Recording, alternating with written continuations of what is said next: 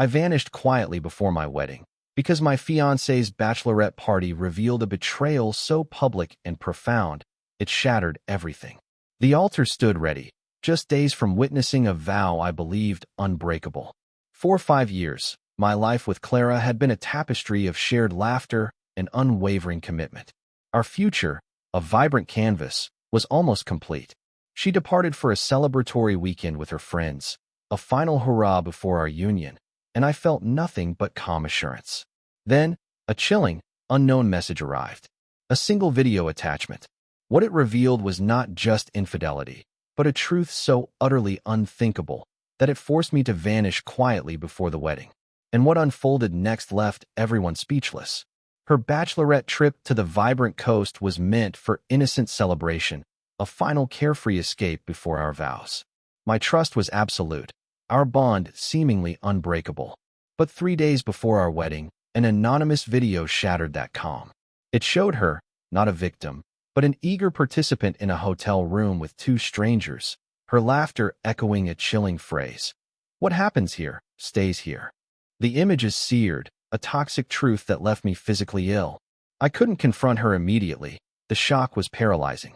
I spent a night in a separate room, reeling from the raw footage. My closest friend, Leo, confirmed the nightmare, his own disbelief mirroring mine. The decision was stark, immediate. The wedding was off. I packed essentials, left a note and the engagement ring, and vanished, preempting the inevitable storm of questions and accusations. My phone silenced. I sought refuge, leaving behind the wreckage of a shattered future. The silence of my self-imposed exile was shattered by the relentless barrage of messages. Her calls, her family's pleas, the bewildered inquiries from mutual friends, a storm I had anticipated. Yet, the content of her frantic texts evolved, shifting from confusion to desperate pleas, then to raw, unvarnished anger, and finally, to abject begging. "I made a terrible mistake," one read. "Please let me explain," another implored. Her parents, initially furious at my disappearance, soon learned the devastating truth from her, their anger morphing into a stunned silence. I sent a terse, impersonal message to our wedding guests, citing unforeseen circumstances for the cancellation, then a final, definitive one to her. "It's over." Days turned into weeks, a blur of setting up a new life, blocking her from every digital avenue. Yet she persisted, finding new ways to reach me. Her narrative was predictable, a drunken lapse, peer pressure, a meaningless physical act. But I had seen the video. Her eyes were clear, her participation undeniable. There was no coercion, only a chilling, knowing smile. Then, a call from an unexpected source. Her cousin, someone not present at the fateful trip.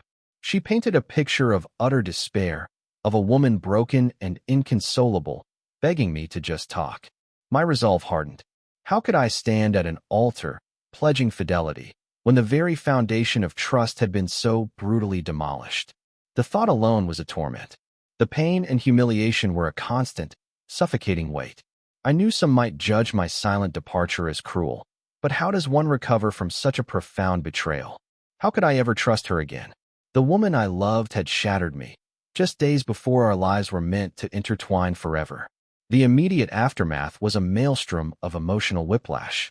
One moment, searing anger. The next, profound devastation. Sleep became a luxury, focus at work a distant memory.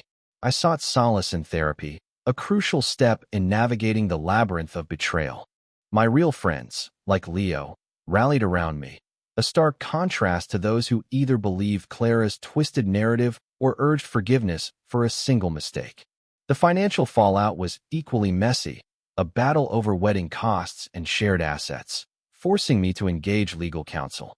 Clara, meanwhile, launched a smear campaign, painting me as the villain who abandoned her over a drunken kiss, conveniently omitting the more sordid details. Her bridesmaids, complicit in their silence and even encouragement, joined the chorus, claiming, "What happens at a bachelorette party stays there." It was infuriating, yet it also clarified who truly stood by me. Just as a semblance of peace began to settle, a new bombshell dropped. Clara appeared at my door, visibly pregnant, claiming the child was mine.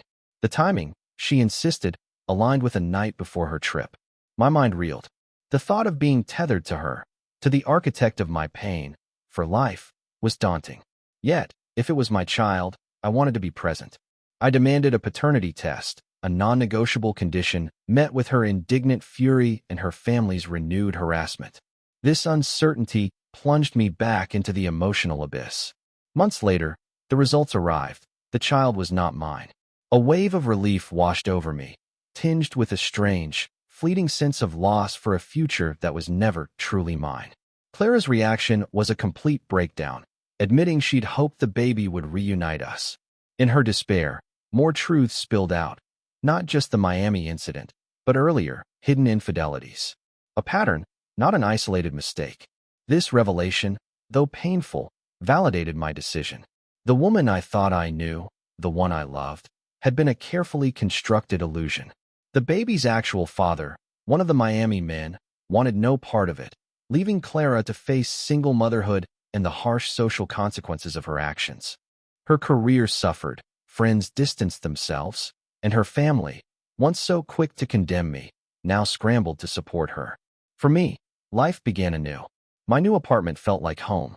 A promotion at work, travels to distant lands, and the rediscovery of old friendships marked a profound shift. I even started dating, cautiously, finding solace in genuine connection. Therapy continued to heal the deep wounds of trust. The financial disputes were settled, the last logistical ties severed. Then, a year after the devastation, an unexpected encounter. I saw Clara in a coffee shop. She was a shadow of her former self, worn down by life's harsh realities. And then, she apologized. Not with excuses, but with genuine remorse, acknowledging her selfishness and the destruction she caused. It wasn't about forgiveness. I had moved beyond anger.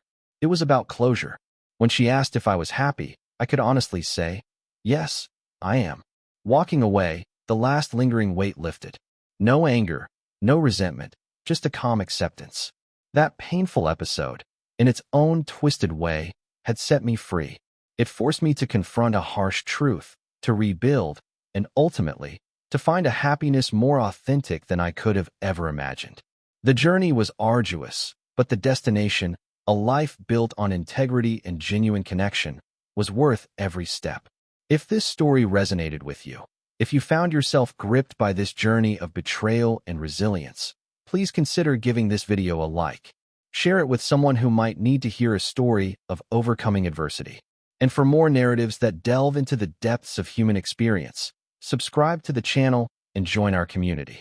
Your support helps us bring more stories like this to light.